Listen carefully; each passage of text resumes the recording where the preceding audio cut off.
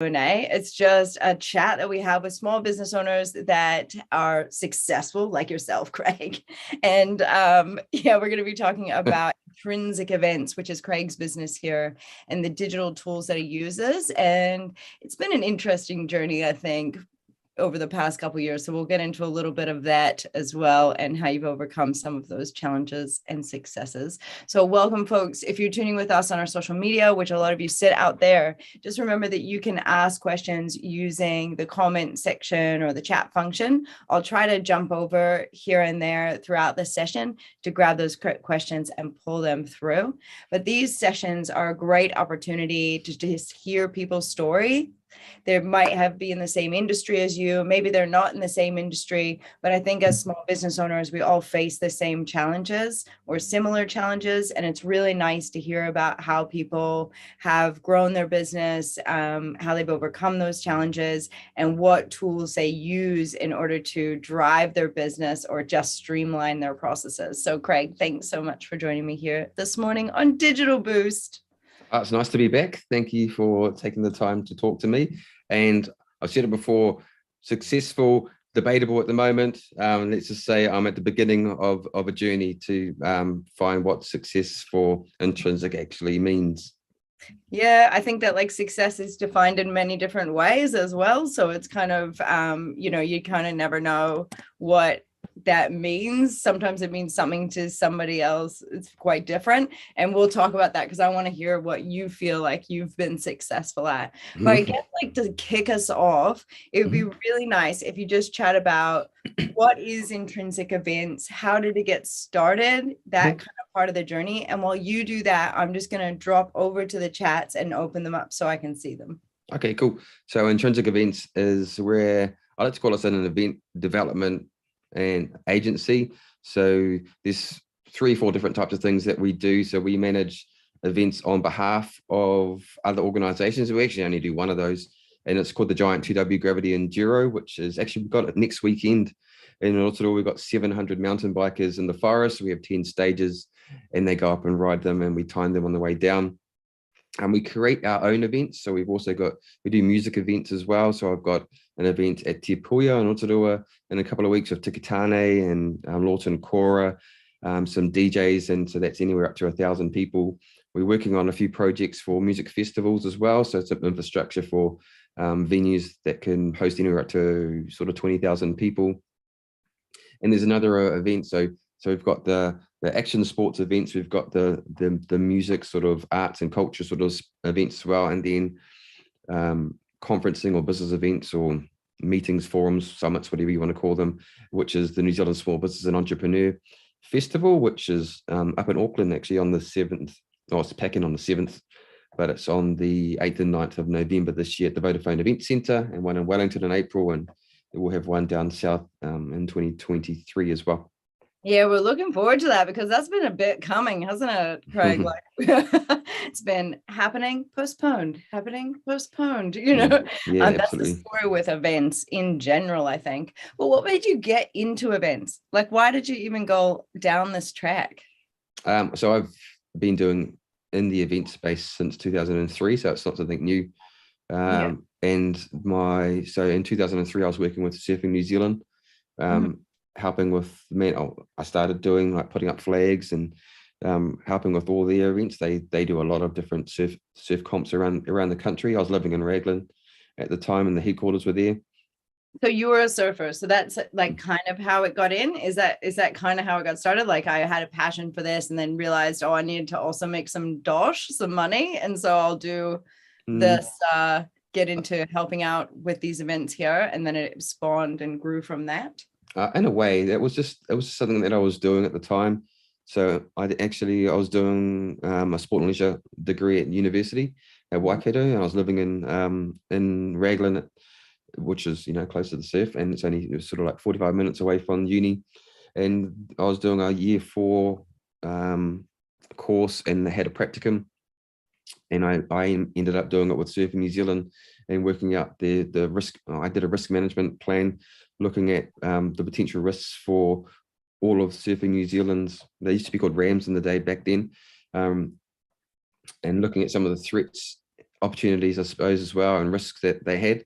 And one of them was, for an example, we were hosting an event in Whangamata, and there was a little cyclone called Cyclone Ivy that turned up halfway through the event. We knew it was coming, and the surf went from being like, shoulder height to triple overhead quite quickly. So, and there's massive surges coming at the beach I saw, just some things that we could have probably planned for in the future. And I suppose that got me into that sort of side of the events.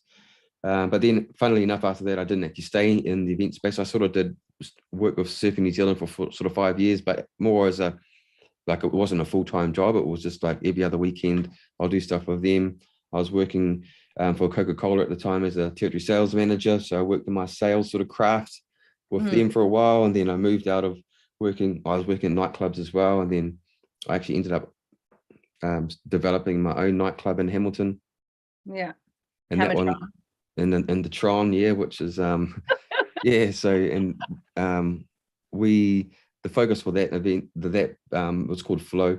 That was an underground bar. Literally, it was a basement that we turned into a nightclub, and it was an event space bar. So we only ever did events. So we got DJs from actually all over the world, to be honest, and bands and like Shapeshifter and Tikitane and Lady Six and Salmon Dub and those types of bands play. But then we had internationally renowned DJs like Lensman and Youngster and Jakes, and I don't know if you guys know any of these names, but they're like drum and bass. At the time, dubstep was a massive thing, so we were very much a dubstep sort of. We had Optimus Grime play a lot.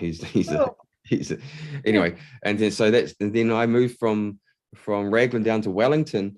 And still in the event space, but just a different side of events. So I was working for the council, what was called Positively Wellington Venues, where they managed the council-owned venues on behalf of the council.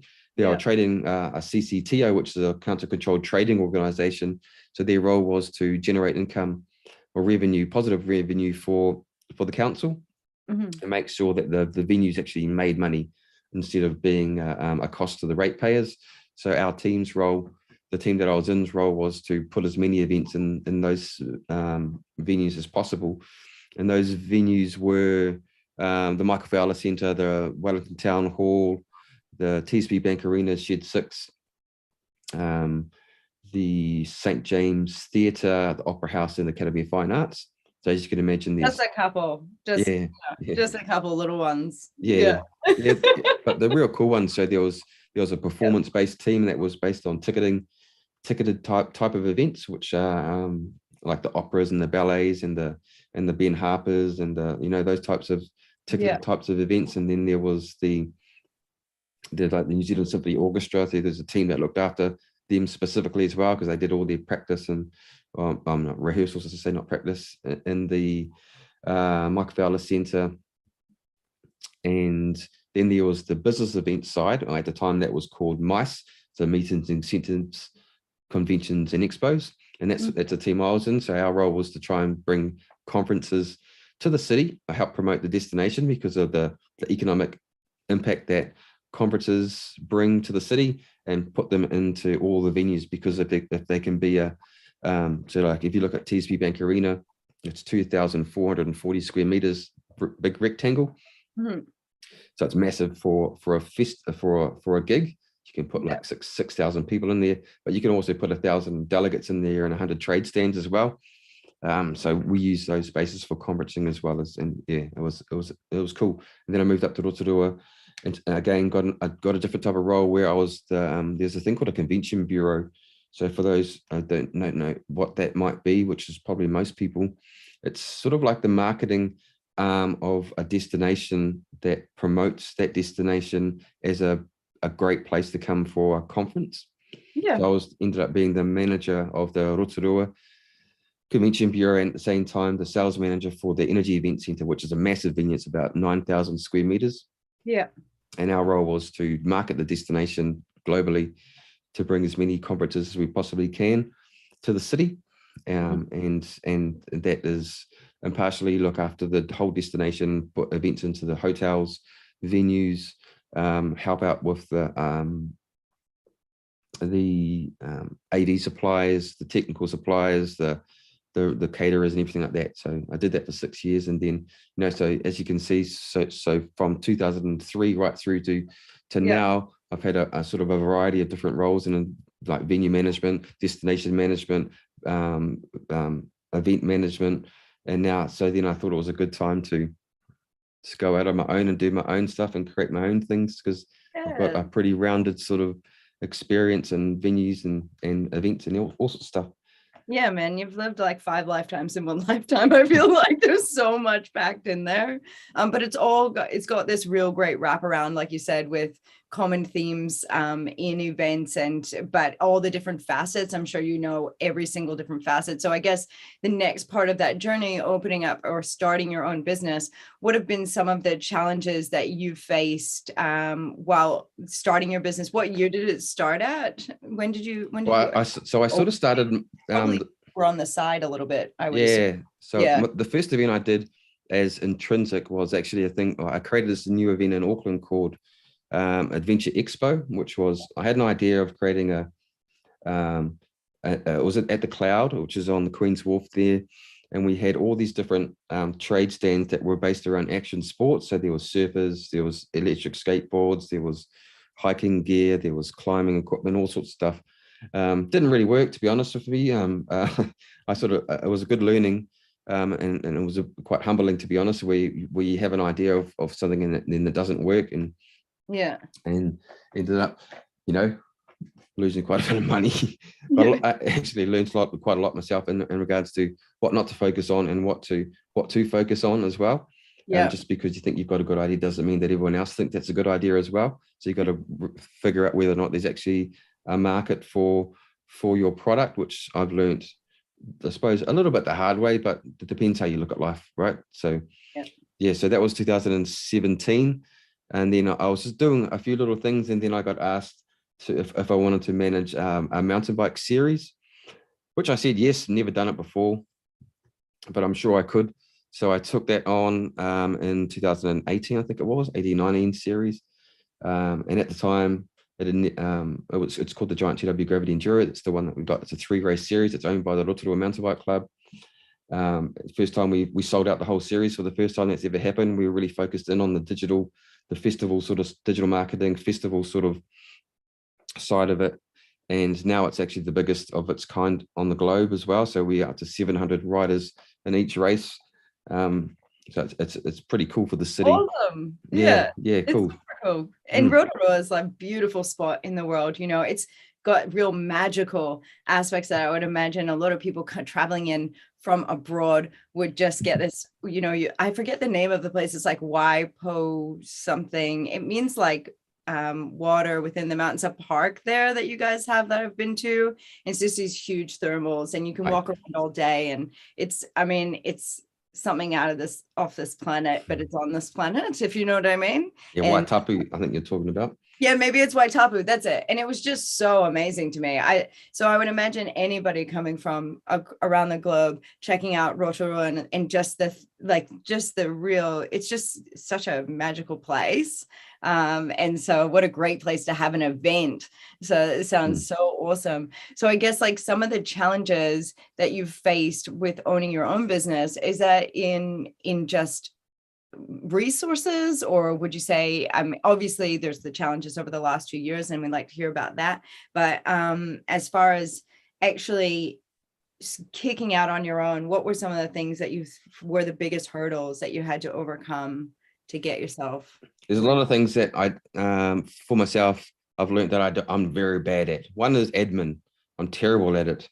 Another one is invoicing and reconciling things and things like that, creating processes so I don't have to be so involved in everything, which is what I'm starting to work on now, so that in the future, the ideal scenario is that we'd create an event or develop an event, and then it would just slide straight into a process of brand development, awareness of the brand, how to market it, and then the operational side, and whether I work with the team and contract the team to come in and do certain parts of the event, which is sort of the like I had initial plans of creating a team of like 20, 30 people, managing that and have multiple events running. But then I quickly realized that that's just going to be a big headache for me. It's not really where what I really want to do personally. Yeah, so I changed quite quickly and thought it's probably better off for me personally to have a whole bunch of really good operators and contractors that I work with, and that can depend on who already have a highly skilled teams that we can work alongside. So I work a lot with multi-day adventure experiences here in Rotorua. So those guys are amazing. They're operational geniuses, in my opinion. They Shout out to them. yeah, shout out to them, Till and Tuck and Ari and the whole crew. Um, they they are the team behind bringing Crankworks to New Zealand, which is it's a beast. It's the biggest mountain bike festival on the globe. Happens in New Zealand once a year, and they do a summer series as well. They do a whole bunch of cool things as well. So they've got a team that's highly skilled in that area. Yeah. And I thought, well, why do I need to try and develop a team when there's already an awesome team there that we can work alongside and uppy together and create these cool experiences. So yeah, so I suppose if you're going to go back to challenges for my business, the first one was COVID was no good for events. Um, you know, so it's no good for health either. So as a disclaimer, I've got COVID right now. I know that we appreciate. I didn't know that, and I would have said let's rebook. I can't believe you're here. I feel terrible, and also I'm grateful. Yeah, but that's the thing. When you're a small business owner, you can't stop. There's no one else is going to come in and plug into your role, because I'm the CFO, I'm the CMO, I'm the health and safety person, I'm everyone at the moment anyway. So the work doesn't stop. And I'm lucky that I'm fully vaccinated, and for me it hasn't been as bad as it has been for some other people. So I'm fortunate in that way. But I suppose if we go back to the very start, I quickly realized that emails start piling up, processes start, like I keep too many things in my mind rather than writing it down. So I've got a meeting with the strategy team in a couple of weeks to go, look, I need to start pulling things out of here, putting it into processes so that I can move out of events, out of that into the weeds, let's say, of the event, and then carry on with the next one and hand bits over. So that's a weakness of mine at the moment as well, keeping everything up here, so, and rather than writing it down. So I suppose that's something that's been a challenge. I think a lot of creatives, it's because essentially that's what you are. You're like in a creative space, thinking about the best way to interact with the audience, thinking about the best way to engage with them. How does this roll out? What does it look like?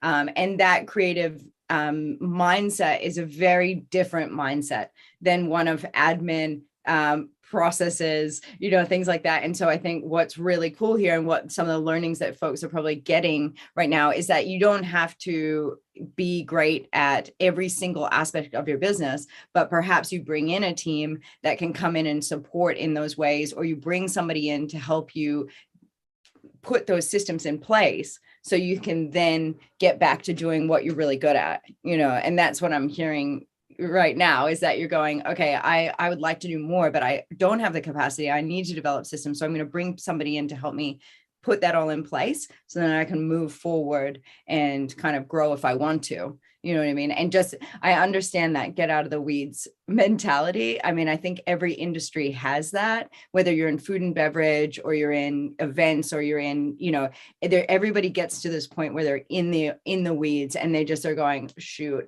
this is so intense right now. And how do I just need to get through till Friday. You know what I mean? I've got to get this many items packaged up and sent off by Friday. And I think that, that happens. And that's the beauty of automation. And before we get into digital, I just want you to highlight some of the successes that you've had, because I hate capitalizing on challenges, but I do think it is nice to hear what people's challenges are, because it shows that we're all human. and then we've all been in the same place. So, as far as successes for intrinsic events, what have you really been the most proud of over this journey, for yourself personally, your family, your funnel, or, your business? Like, what's been the beauty of doing this? Because it is 24/7. Well, I'm still doing it. That's a positive, isn't it? So I haven't had to go back to my job, even though we've gone through probably the worst time to ever start an event company in the history of the planet. Yeah, that's actually a really good point. Like, you haven't had to go back and get a job, or go back to a job. You've done something right there. Yeah. I suppose some of the cool things is that we've created some awesome events that a lot of people have jumped on board with. I really like doing, like, I don't even know how or why you guys want to listen to me on this show, for example. Like, this is a win for me. Like a year ago, I would not have been on here. And now I am, and I'm humbled that even if anyone's listening to this right now, thank you. Appreciate your time. Created a cool podcast too. I really enjoy doing that. So I'm up to episode 50.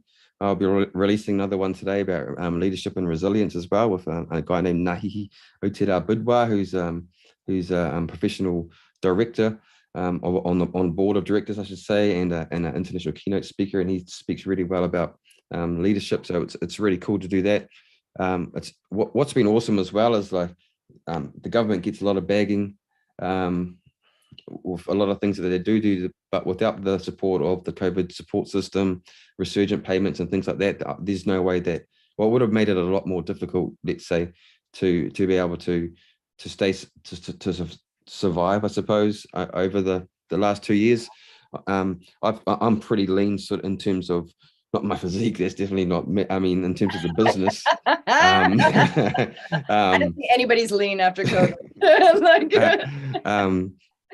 Yeah, in terms of, I don't have too many overheads, so I don't have an office space, I don't have staff to pay for, I don't have, because all of my team, I externally contract those people in. I have started to have some casual employments on, where I pull people in to do events, do random things. But yeah, I suppose those are some wins for me, is that, apart from right now, the family's got COVID, but we're all pretty healthy. We live a reasonably cool life, and I've sort of started to define what success means for intrinsic at the moment anyway, and what it could look like in the future, and what it means for me as well, which is, it's not about making heaps of money. It's just about, just ensuring that I can do the things that I need to do, and whenever I want, in a way, not whenever I want, but like, I'd love to be out fishing right now, but it's wet and I've got stuff to do and I've got COVID, but a couple of things happening there, Craig. But I potentially could in 2 weeks' time, and I don't have a 9-to-5 job, and I don't turn off. But my job never stops going, but I like that because I like what I do, which is very fortunate. No, that's awesome. And so let's get into some of the tools that you use for your business. How do you promote your business to like new clients? How do you promote your events abroad? Maybe we start there, just because it is an events company. Do you have a website? How do you kind of have a visibility, I guess, in this world? Yeah, I have multiple websites, actually. So I think I've got 5 websites. Wow. Okay. Yeah. So that sometimes is quite challenging to keep up to date with them. Like, I'm no website genius, that's for sure. And I've just linked up with a company out of Cambridge, from in New Zealand here, called Rocket Spark. Yeah. And we've just aligned with them for our SME festival. So we've switched over to them. Yeah, we know Rocket Spark. Rocket Spark are Digital Boost Alliance members. So I've done a lot of work with Jason and Jeremy and Grant and Steph and like the whole team over there. And they're really great at hiring people or being involved in, obviously, things happening in Aotearoa, but also they hire a lot of freelancers to help build their websites, which I think is really cool because they're giving jobs to Kiwis. So we love that. And they're Kiwi based. So yeah. You've got your Rocket Spark. So all your websites with Rocket Spark? No. So they're not at the moment. So I'm across 3 different providers. So I got Wix, Squarespace, and Rocket Spark now. Wow. Okay. So you're almost like, you're a great guest because we could be like, oh, okay. So what do you like about this website versus this website? Yeah. Don't worry, you don't have to pin one against the other, but we're going to actually do a session next week with some Wix certified partners. They're going to come on, and then because we haven't really had a lot of Wix happening, and Squarespace. I mean, those are two of the companies that haven't typically had personal presence here in New Zealand. Wix does now. They've got folks on the ground here, but to get a Squarespace person in New Zealand to come and talk about Squarespace, like, you can't, because it's a US based business. So do you find that there's good support with that website, or you don't really use it? Or No, I've got 3 websites in Squarespace. One's so yeah, I like the design. It's quite minimalist in Squarespace, and I quite like it. I inherited the Wix one, and Wix is quite different, where there's no limitations on where you can put stuff, which is like, you can tell a Wix website a mile away, because you can just jam stuff on top of each other and they look quite messy. Like, to be honest with you, the 2w.co.nz website is real messy, and it's what I've inherited, but I haven't done too much with it over the last sort of 3 years. So it is something that I'm going to focus on for the next series coming up for that race, to tidy it up a little bit. And whether we stay on Wix or move to Rocket Spark or something different, where they have just a slightly different way of the design for it to make it look nice and clean. But yeah, and going back to Rocket Spark as well, they're actually hosting two workshops at the SME Festival in Auckland in November. One's about how to make your website more effective, and another one is about getting found online as well. So if you're out there and you do have a website of any sort, we've got a team there, an expert team too, that's going to help you be found, and what things you need to focus on to make sure that your website works a little bit better, because I don't know how to do it as well. But we'll definitely be promoting that event. So if you're watching, we'll be promoting, the SME. I'm hoping to, go along and check it out, because I reckon it'll be really cool. And we all want to be involved with things that are happening with small businesses here in Aotearoa. But that's a great little plug for Rocket Spark. Little promo for you, Rocket Spark. We'll tag you in later. So you've got that. That's what's happening social media wise. Do you do a lot of social media push out with ads, as far as promoting events? Do you put lots of spend behind that? How do you work that with your events? Yeah, so with an event, I create just a regular sort of Excel budget, and work out how much I'm willing to spend to get to my to make my margin on the events. So I try to work on, like, I don't know how everyone else works on margins, but for an event, I try and work on, like, I call it a skinny cow, fat cow sort of scenario. A skinny cow being like 15% margin on the overall event, and a fat cow being like 40%. So if I get to 40% after an event, that's really good for the business, because it means that it's successful. It's obviously aligned to my audience. So I just create a budget, work out how much I'm willing to spend on digital marketing, how much I'm willing to spend on a person who's going to implement that digital marketing, time for the content creation. And so that's how I do that. I do push it out on specifically for music events. Like I'll just talk about Tikitane Lawton Kora event that I got coming up. We're focusing in on creating an event on Facebook. So you can create your own event and getting an audience to that event. So I think I've got about maybe 900 people who are interested or going to that event on the Facebook, and then I can, in a discussion tab, I can talk to them without having to spend any money, because it's organic. I've paid to get them to I've promoted it to get them to be interested or going, and then I've got a market that I can, or a community, let's say, that I could say, hey, look, we've only got 10 of these ticket sales left. Jump in now, before they go up to the next ticketing level. So I'm at super early birds that are sold out. I got a VIP. I got a ladies package, which is like the ladies, eh? Yeah. So that's pretty smart. Yeah, I've got a date night package. There's all sorts of different things that we've got as well. A VIP package.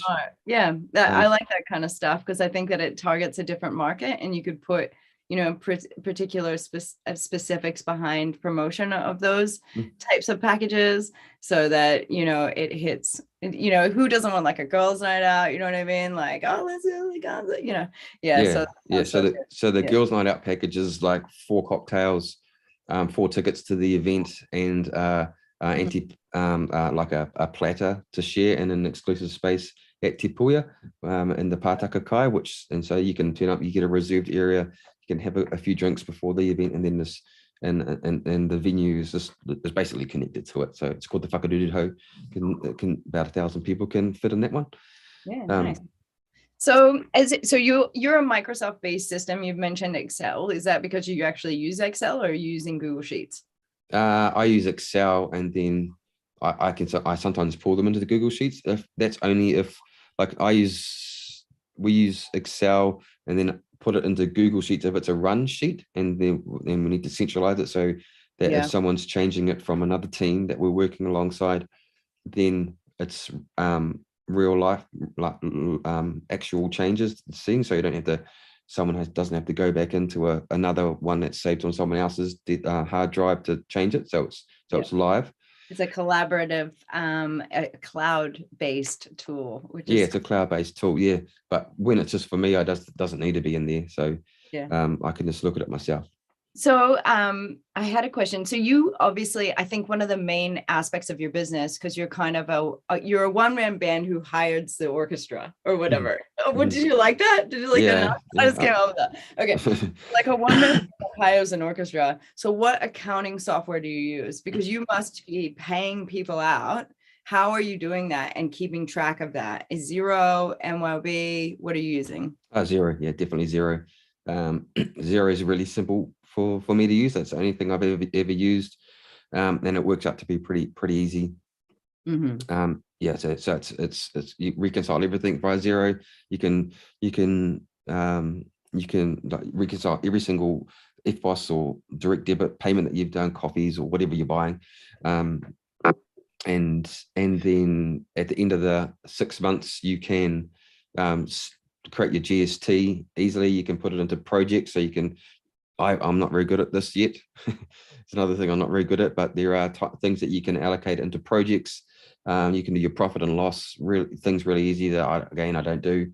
So Xero has so many different facets. We did, I think in the beginning of Digital Boost, we did almost 20 sessions with Xero on different things, on how to use the inventory, and they would come in and walk you through how to use the tool on different aspects. So if anybody's watching this and is also like Craig and knows how to get in, do the job they want to do, but not, you know, a whole lot extra, feel free to check out some of the sessions we've done with Xero. They also have their own learning center on their platform. So if you wanted to learn how to do something, they've got really great resources. And another thing that I really like about this platform is that you can talk to somebody because some of us don't want to sift through videos. We just want to call somebody and actually have a conversation. And the last thing that I love about Xero is the fact that they support small businesses with mental health care. So if you want to go see a counselor or talk to somebody because you're epically stressed due to the, you know, whatever's happening in your life, you and your family members, if you're a member of Xero, get to utilize those services, which I think is so considerate, you know. It's called XAP. Yeah. Well, actually, I did a podcast with Craig Hudson, who's the MD here in Aotearoa and Pacific, and we talked about well-being and why it makes sense to focus on that with your team. And he talks about XAP in that one as well. So we're doing a bit of what's the name of your podcast, Craig? The New Zealand or NZ Small Business and Entrepreneur Festival podcast. You really went for a short name. Super. Well, it's the same name. So my podcast is actually a marketing tactic called a content marketing tactic, where we're creating really value in the information that we're providing at no cost. But then it's still called the New Zealand Small Business and Entrepreneur Festival podcast, and there's a festival called the NZ SME Festival. So it sort of aligns. I love that. That's such a great idea. So that's a little quick tip from Craig there. If you've got something going on, maybe you have it named after your business, and that's something that you do. You interview people in your realm, you know. And absolutely, yeah. It's a known successful tactic. Like you could be a lawnmower, have a lawn mowing business in your area, and then you could do a every fortnight do a podcast about what you should be doing with your lawn right now. For example, mine, if I look outside, it's just soaking wet. I probably won't do anything with it, but there are probably things you can do with your fence or your roof or whatever right now. So, and then if you can't do it, then you're more than likely going to contact that person to do the work for you. Do you put because you have a website, I'm assuming, do you have a website for the SME Festival? Yeah.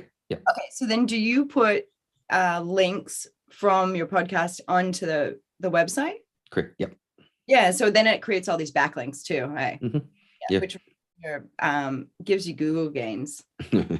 Yeah, again, that's something that I'm not very strong at the moment, Google gains.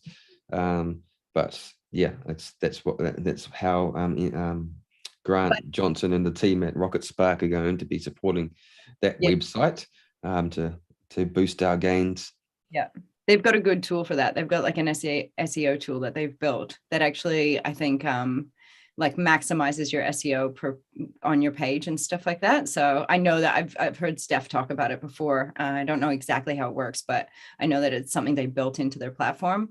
But yeah, look, I think also you get SEO in a way, you probably get lots of backlinks and through the amount of collaborations that you do and through the promotions and like the tagging through different things, it all starts to fuel those Google gains in your SEO because it sees you popping up everywhere and it's seeing that. And so actually outsourcing and recognizing the people that you're outsourcing in some of the things that you're doing actually creates more traffic to your own site. So it's a great way. We talked about this yesterday. Actually, we were talking about creating, like expanding your social media in your local market, in your reach in your local market. And one of the ways that she was talking about doing that was collaboration with people in your, maybe not in the same business, but they're in something that's like-minded, and then you utilize their reach, you know what I mean? And so everybody's using each other's reach, and then that helps to spread it, because we know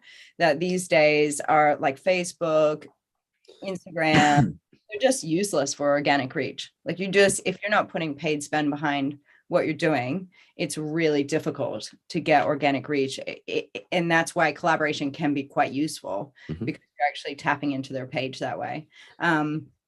Yeah, this has been super interesting. So we know all about your many websites, your social media. Is there any other digital tool that you'd say that you can't live without, like in your businesses? Because you've got quite a few like things going on, Craig. Yeah, definitely. Grammarly is definitely a digital tool that I could not live without. Me too. I love it. Do you know why I like it? Not necessarily because I think that it's the epicenter of grammar as a former English teacher, because it is American grammar. And let's say like it's not always going to be suited, but it will pick up if you've put in like just the wrong preposition. So preposition would be like with or for or to, or it'll definitely pick up on that, and it'll pick up if you're missing a word. You know how we type so fast, or I do, and I'll miss a word and I'll be like, oh, you forgot this word. I'm like, thanks. Look good, Grammarly. I appreciate it. So Grammarly's been a big help for me, because I'm terrible at writing. Well, I feel like I write backwards in a way. So sometimes when I reread it, I cut and paste something that's at the end and put it at the beginning. And then Grammarly just seems to figure that out for me now, and I just accept it. So for those of you that haven't been targeted with Grammarly, I'm surprised, because they were targeting me for a long, long time. And then I actually listened to a podcast for How I Built This, and I think it was How I Built This, and it had the founder of Grammarly on it. And then there was a free version, and then I hopped onto the free version. About a day later, I was like, oh, I'm going all in. I'm going with the full version. I'm not going to muck around. And it wasn't a huge expense, I suppose. And so it helps with proposal writing. It helps if you're if you're doing Facebook posts or Instagram posts or LinkedIn posts. It helps with your grammar there. So it could probably pays for itself. I reckon it does, because there's nothing more unprofessional than, like misspellings and grammar errors. we all are human and we get that. But I think as a first impression, something going out, if we don't have an extra set of eyes on it, especially with small businesses where it's often just yourself, it's a great extra set of eyes just to try to offset some of those errors. It just makes you look a little bit more polished. And we don't all have to be great writers, you know what I mean? And we're not all great writers. And so it's a good tool. And what I also like about Grammarly is you can set the tone register. So what that means is that if you're writing something that's really casual, you can tell it, oh, this is just for fun. This is just a casual writing. Or you can change it to, oh, this is academic writing, and I want it to be very structured or something. And it will actually change the way that it edits your piece so that it fits with that type of style of language, which is quite cool. I've never actually changed it to academic writing because I don't think I could ever pass as being an academic. Well, Craig, I'm going to let you go rest. I've really enjoyed this. I've been checking through. I just want to make sure I'm not missing any of these questions. But I think what we got out of this was so valuable. The fact that, you can just kind of follow along with your journey and expand. I like seeing what you've done. It's just kind of, you go, oh, this is cool. And I'm going over here now and I'm building this and just getting more and more information and experience in an area, and then taking it out onto your own, your own terms, and then figuring out all the pitfalls, but then also the learnings from that and growing from there. So it's such a great journey, and lots of great tools. We've never even talked about Grammarly. So I think that was like just a quick one right there. I appreciate you, and I hope you and your family get well soon. Thank you very much. Thanks for your time. And for anyone out there who's listening, you keep being you and be authentic, and you'll get through it if you're finding any troubled times at the moment. Yes, we love that. Oh my gosh. Okay, Craig. I'll hopefully see you sometime soon on something like this. Yeah. All right. I'll see you later. See you guys. Have a great long weekend.